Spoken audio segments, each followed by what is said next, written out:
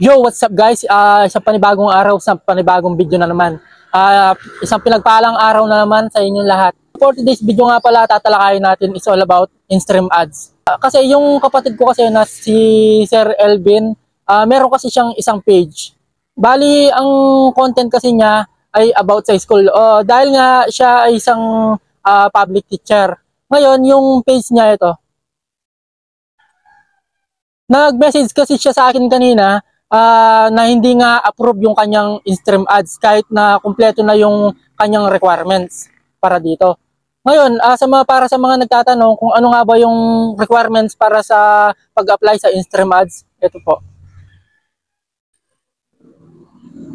And then mabalik na tayo sa topic natin. Bakit nga ba may mga hindi na-approve sa in-stream ads kahit na kumpleto na yung requirements nila?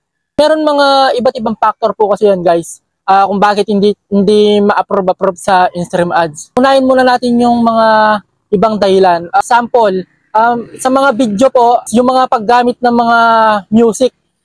Sa panahon ngayon, napakahirap pumili ng mga music na walang copyrights. Kasi pwedeng ngayon o sa mga susunod na araw, maaring walang copyrights yung mga ginagamit nating music. Pero kasi ang angkon kasi ni Facebook, every time na mag-update siya, nag-update din yung mga kunwari yung mga ako kasi danas ko na kasi noon, meron akong mga ginagamit na music noon na hindi naman siya copyrighted. Pero after mga ilang months nung nag-update si Facebook, yun nakikita ko doon sa mga videos ko noon na nagkakaroon ng copyright.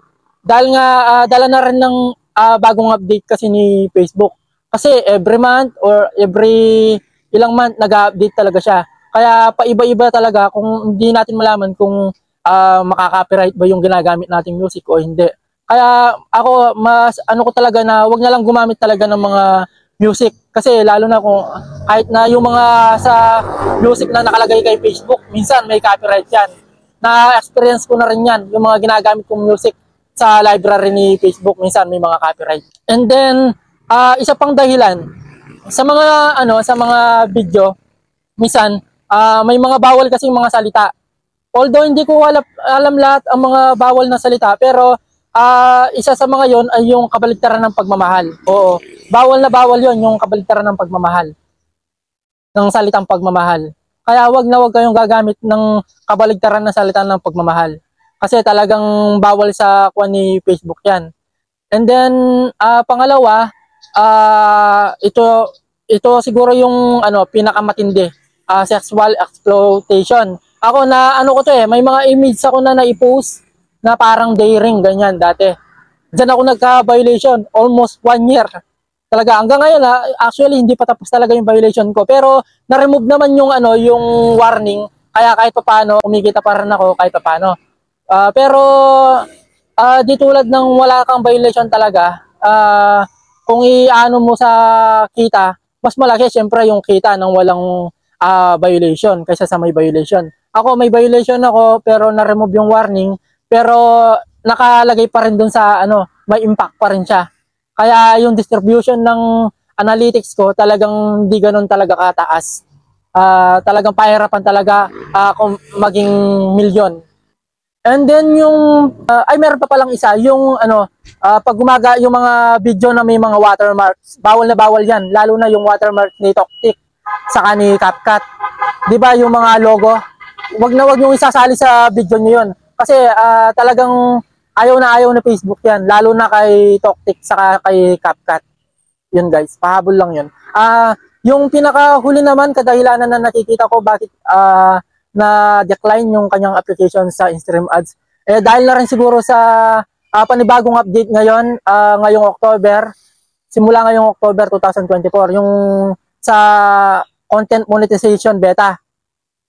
Guys, kasi ang pagkakaalam ko doon, tulad nga nung sinabi ko doon sa isa kong video, bali lahat, yung in-stream ads, ads on Reels, yung bonuses, pagsasama-samahin nila sa isang lugar, sa isang pwesto. Kumbaga, i-merge lahat nila yon. Unlike dati, magkakaiwala yung kita sa in-stream ads, kita sa ads on Reels, saka sa bonuses. Ngayon, yung kita sa in-stream ads, saka sa bonuses at ads on Reels, pagsasama-samahin na yan. Bali, makikita na lang sa isang lugar yan. And then, bali, pagkakaalam ko guys, correct me if I'm wrong, bali, by parang kuha na rin siya sa ads on reels saka yung sa bonuses. By invitation na lang siya. Pag na-invite ka, yun, tulad nung ginawa ko sa previous vlog ko, meron nakalagay dun kasi dun sa I'm interested, clinic ko yun. Tapos, pinilapan ko lang lahat yun. Bali kung gusto niyo mapanood yung previous video na yon kung paano mag-submit ng interest, kung gusto niyo mapasali doon sa bagong update ni Facebook. Eto, i-plus na lang dito. So, yun nga guys, bali yun yung mga ilan sa mga nakikita kong kadahilanan kung bakit nga ba hindi siya na-approve sa monetization sa in-stream ads. Maybe sabi ko nga sa kanya, maghintay na lang siya ng sa mga susunod pang linggo o buwan. Hintayin niya yung invitation. Baka sakali doon, pag nakapag-submit siya doon at pwede siya ma-approve doon. Kasi tulad nga ng sinabi ko, i-merge na lahat ng mga tools na monetization tools ni Facebook sa isang lugar. So, bali yun lamang guys. Maraming salamat sa panonood. Hanggang sa huli. Salamat!